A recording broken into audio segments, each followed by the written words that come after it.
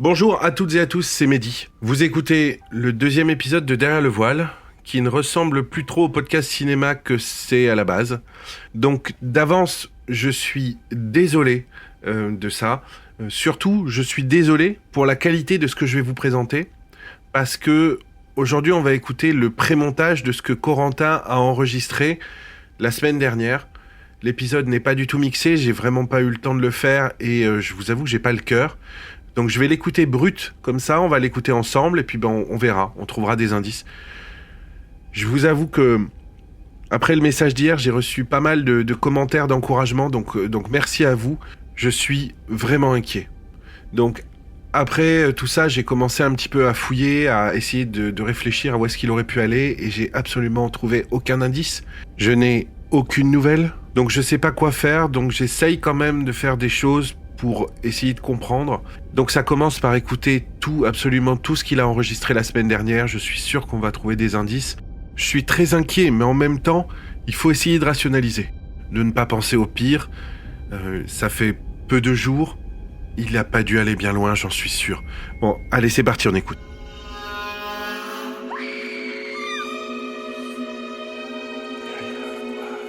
Des projections secrètes, fermées au public.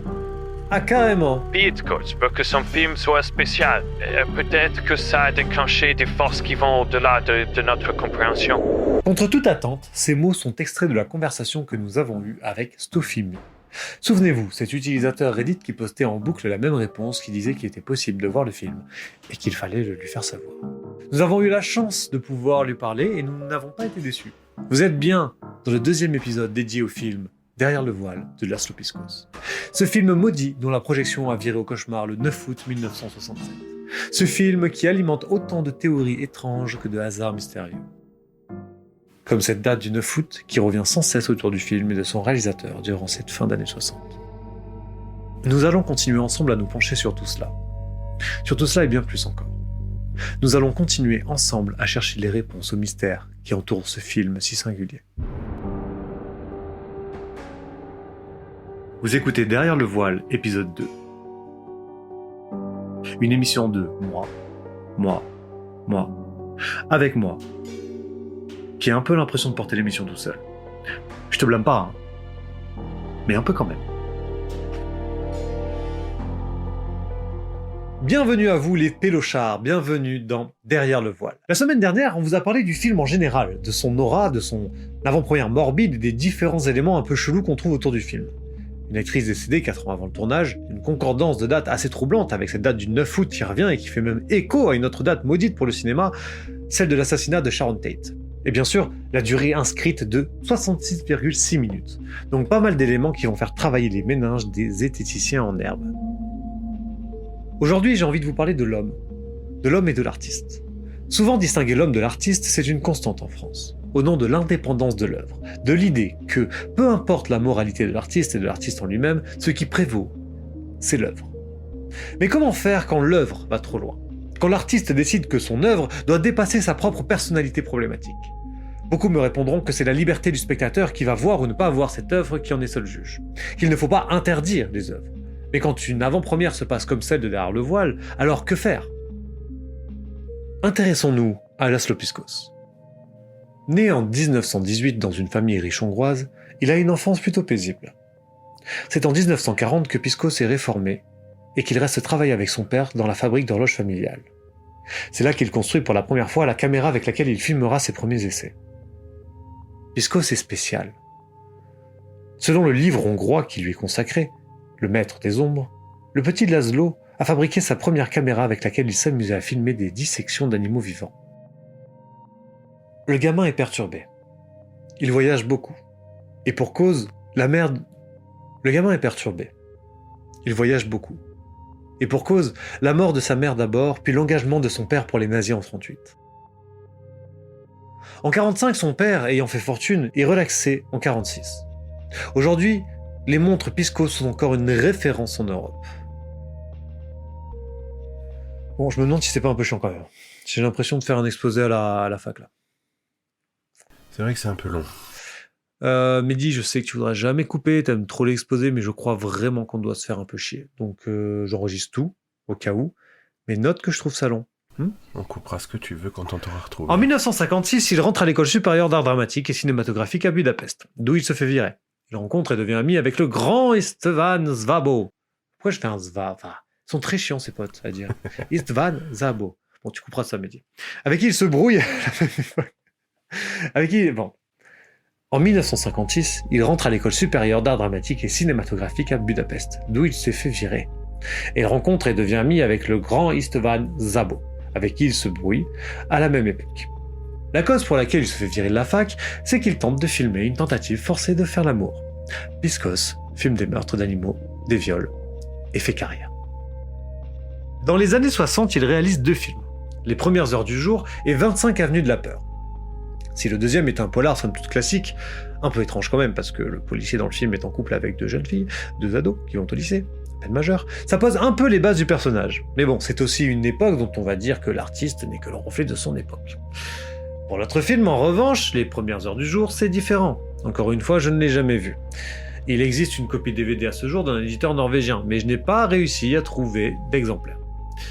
Les premières heures du jour, donc, c'est la première collaboration entre Piscos et son scénariste de prédilection, Otis Hemp. Donc ce film raconte l'histoire d'un vieux prêtre qui, le jour de la fin du monde, décide de renoncer à Dieu et s'enferme avec des enfants venus se réfugier sous son église. En réalité, il n'y a pas de fin du monde. Mais lui séquestre les enfants. Difficile de parler de films que je n'ai pas vus, je ne peux vous dire que ce que j'ai trouvé dessus. Et on parle souvent de récits étranges et dérangeants. Jacques Rivette, dans un petit article dans le Cahier du cinéma de novembre 63, parle de Piscos, et il dit « Ok, ce serait peut-être cool que ce soit toi qui lis ce passage. Genre on peut couper toute la partie sur les premiers films et raccorder là-dessus. » Bon, tu me diras ce que t'en penses. Du coup, pour Rivette, tu commences à... Ce réalisateur est un artiste au sens où l'art est une plaie ouverte, il laisse couler de ses plaies béantes des thèmes obscurs qui laissent entrevoir une nature tourmentée d'un esprit créatif, certes mais irrationnel. Que ce soit 25 avenues de la peur ou Les premières heures du jour, son précédent film, Piscos propose des relations complexes entre les humains, des jeux de lumière et de cadrage qui font presque vivre les corps décharnés qu'il semble prendre du plaisir à filmer. Et c'est là où moi je reprendrai ensuite. Violetta Ferrari, qui joue dans 25 avenues de la peur, déclarera bien plus tard sur un plateau de télé que Piscos lui mettait des claques entre les prises pour pouvoir avoir de meilleures émotions et les joues rouges. Les joues rouges, alors qu'il tournait en noir et blanc. En 65, Piscos s'installe à Paris. Il tourne un nouveau film. Le film s'appelle Attirance. Et il le tourne en Dordogne, dans la superbe abbaye de Chancelade. L'histoire est celle d'une jeune nonne séduite par un homme alors qu'elle fait sa lessive dans la rivière. Cette dernière le fait venir au couvent secrètement. Mais elle est terriblement jalouse, car toutes les femmes semblent s'éprendre de lui. Alors la nonne finit par tuer toutes ses sœurs du couvent. Lorsqu'elle se rend compte de son méfait, l'homme a disparu. Le film est projeté à Cannes en 1966 et reçoit un accueil, somme toute, mitigé. Donc c'est nul ça, c'est nul, attends. Bon, vas-y, coupe, je vais reprendre. Le film est projeté à Cannes en 1966, mais il reçoit un accueil plus que mitigé. Très peu de critiques en parlent, malgré une polémique sur une séquence limite snuff movie, de torture et de sacrifice d'une des jeunes femmes. Le Festival de Cannes annexe la Côte d'Azur.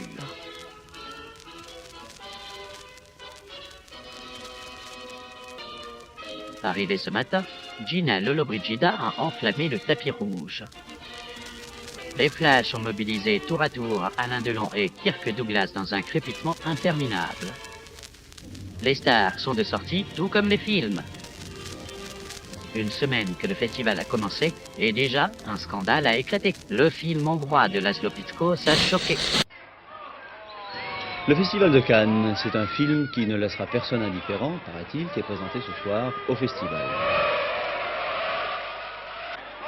C'est une œuvre qui ne peut que profondément diviser les spectateurs, dans tous les cas qui ne laisse pas indifférents. Un scandale! Ça gagne du pognon, ça! Sur le dos du pauvre populot!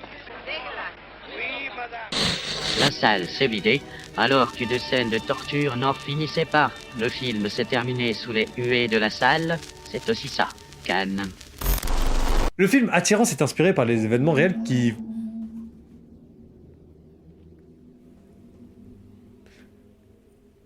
ont eux-mêmes inspiré le... Je reviens.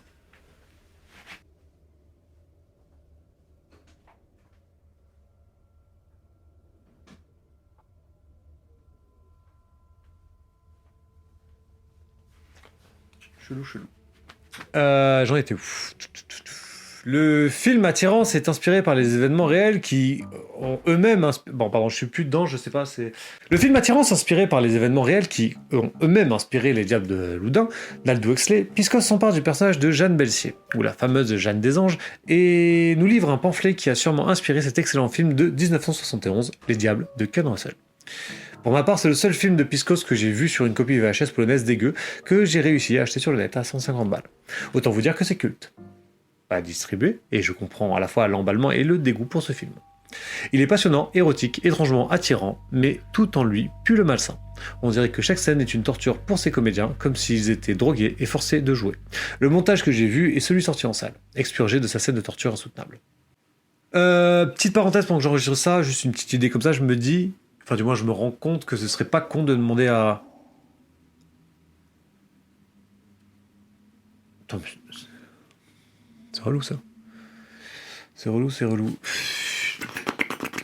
Je suis épuisé. J'ai faim. Donc je finis ça et je vais bouffer. Du coup, je disais, on pourrait demander à des réalisateurs ce qu'ils pensent de Piscos. Genre, je suis sûr que Keshish, par exemple, il l'adore. Par exemple, hein, encore une fois. C'est une idée lancée en l'air, comme ça. On verra. Bon, vas-y, je reprends. J'ai trouvé un extrait d'une vidéo YouTube super cool qui parle du film, et quand les gens disent des trucs intelligents mieux que vous ne l'auriez fait, alors autant les écouter plutôt que de les répéter. C'est une vidéo du pourvoyeur de data. Si vous ne le connaissez pas, alors foncez. Allez voir sa chaîne si vous aimez le cinéma, vous allez adorer. Je signale qu'il nous a gentiment donné son autorisation pour la diffusion. Salut à tous, c'est le pourvoyeur avec une toute nouvelle vidéo sur un film étrange, mystérieux et teinté de sexe sulfureux. Non, je ne parle pas de Prison de cristal, de Gustave Villoranga, comme on l'a demandé dans les commentaires, bande de pervers. Je vous parle d'un film qui défraya la chronique bien avant. Un film qu'aujourd'hui IMDb qualifie de court-métrage alors que pas du tout. Un film qui est introuvable en support récent. Un film qui m'a fallu voir en VHS. Et rien que pour ça, c'est un film qui mérite votre attention. Ce film, c'est Attirance, d'un certain Laszlo Piscos, et c'est un film de 1966. Un film rare qui soulève plein de questions et qui raconte l'histoire de Jeanne, une nonne qui... Alors on va pas se mentir, tout le film est un vrai problème. Aujourd'hui, il serait inconcevable de faire un film comme celui-là. Son propos, quoique désuet, est inacceptable. Tout y est problématique. C'est un film dégénéré, singulier, mais aussi fascinant. Le plus gros souci, c'est que la version qu'on peut découvrir est une version amputée de presque 20 minutes. Cette version d'Attirance n'est donc rien d'autre qu'une version partielle de son auteur. Et ça, c'est embêtant parce qu'on ne saura jamais si le film dans sa totalité était différent. Vous pensez que j'exagère? Retirez une patte à votre caniche et voyez s'il marche aussi bien. C'est en 1966 que le film est projeté pour la première fois en compétition officielle et en version intégrale au Festival de Cannes. Là-bas, il crée la polémique. La moitié de l'audience déserte la salle, la séance se termine en pugilat, les huées, les sifflets et le scandale cannois ont raison des 20 minutes que le producteur décide de couper. La fameuse séquence qui pose un problème montre un sacrifice humain. Une femme y est viscérée et vidée de son sang. Pour beaucoup de spectateurs de l'époque, c'est une séquence insoutenable. Pour Piscos, qui affirme en interview qu'il aime quand ses films blessent, c'est une trahison, un désaveu. L'artiste crie au vol de son œuvre. Mais au-delà des feux de la rampe, il y a les rumeurs. Et pour Piscos, elles persistent. Des murmures suggèrent que la jeune femme qui est tuée dans le film n'a jamais été revue. Alors, disparue pour de vrai, ou un tox orchestré, nous n'en saurons probablement jamais rien. Quoi qu'il en soit, cette jeune femme non créditée au générique a bien été impliquée dans ce film, dans cette expérience artistique très controversée. Les expérimentations radicales de Piscos sur son plateau, mêlant la réalité et la fiction de manière perturbante, semblent pour beaucoup être la cause du relatif échec du film. Mais c'est surtout la mauvaise presse, et le film en lui-même, loin de sa propre substance, qui ne parvient pas à trouver son public. Pour pouvoir prendre la mesure de tout cela, il faut remettre les choses dans leur contexte. En 1966, il n'y a pas le film d'horreur comme aujourd'hui, pas de Human Centipede. En France, en 1966, c'est plutôt le triomphe de la Grande Vadrouille. Le plus long que les mecs ont vu à ce moment-là, c'est plutôt des films de la Hammer ou Opération Peur de Mario Bava. Rien de plus. L'horreur frontale du film est moderne. Trop moderne. Petit à petit, ce bijou bucolique de mise en scène érotico-perverse devient culte et ne ressort que dans les années 90 en VHS. Et puis, plus rien. La nudité, les effets gore, tout présage de ce que va devenir le cinéma bis que nous adorons. Même certaines trouvailles visuelles vont inspirer tous ces poètes macabres dont nous parlons sur cette chaîne. Des films troubles pour un réalisateur opaque, c'est sûr que son film suivant, Derrière le voile, ne pouvait pas être une comédie légère distribuée sur Disney+. Et je vais vous en parler avec mon invité qui a bien voulu répondre à mes questions. c'est un actif du Reddit Moviecast, un actif sur le subreddit consacré à Piscos. Il est prof de cinéma à l'université de Southampton et il parle un super français. Non, mon français est bad. Non, c'est faux. Stoffy, déjà merci d'être là et de bien vouloir répondre aux questions. On t'a contacté un peu au hasard et c'est super d'avoir répondu. Franchement, merci. You're welcome. Alors, première question. Oui, Pourquoi écrire It's possible to see this masterpiece, please let me know. parce que It's Possible. C'est un film qui bénéficie de nombreuses projections autour du monde et moi j'ai déjà fait. Ok, mais pourquoi on n'en entend pas parler, nous? Parce que c'est des projections secrètes, fermées au public. Mais le producteur en fait régulièrement. Mais le producteur de ce film, Auguste Schenck, est bien mort, non? Peut-être. Celui-là, oui, mais celui qui a les droits, non? Ok. Et alors, les projections, elles sont partout ou qu'en Angleterre? Non, partout. Dans le monde entier. Et pourquoi personne n'en parle? Moi, j'en parle. Et toi, alors, c'est quoi ton histoire avec ce film? Tu l'as vu? Oui, je l'ai vu, oui. Oui, mais pas en entier. J'ai vu le début du film. Après, la personne avec qui j'étais était malade, donc voilà. Mais je dois le revoir bien vite. Pour moi, ce film, c'est comme la religion. C'est quelque chose de personnel. Ce film, il n'est pas seulement une histoire qu'on raconte. Ce film, c'est quelque chose qui va bien au-delà de notre compréhension. Le voir, c'est ne plus être le même. Ok. Et l'histoire, alors, ça parle de quoi, du coup, derrière le voile? C'est toi qui as vu le début? Ça, tu feras ton expérience. C'est très beau le début avec l'ange qui se fait tuer par ses propres frères pour renaître dans la terre. Mais ne sois pas pressé. Il faut que tu prennes le temps, c'est passionnant. De chercher et de dévoiler le mystère du film. Le cinéma a ce pouvoir de transcender la réalité au point de l'altérer. Oui, c'est magique, effectivement, mais est-ce que tu as une explication sur tout ce qui s'est passé? Des infos? Une idée? Piscos est un réalisateur qui est prêt à tout. Il n'est pas comme les autres. Lui, ce qui l'intéresse, c'est de capter la réalité brute, de la capturer, même au détriment du réel, enfin, de la vie réelle. Ok, et pour Derrière le voile, ça se traduit comment, ça? Je ne peux pas trop l'évoquer là maintenant. Mais c'est probablement lié à la nature intense de la création de Piscos, comme s'il faisait un rituel. Un rituel? Il poussait les limites de tout le monde, les comédiens, les techniciens, et peut-être que cela a déclenché des forces qui vont au-delà de notre compréhension, je ne sais pas moi. Mais il se trouve que c'était un sacré tyran, oui. Ouais, c'est presque effrayant, mais du coup, ça... C'est du folklore. Comme je l'ai dit, Piscos veut que son film soit spécial. C'est pas seulement du divertissement, c'est une expérience.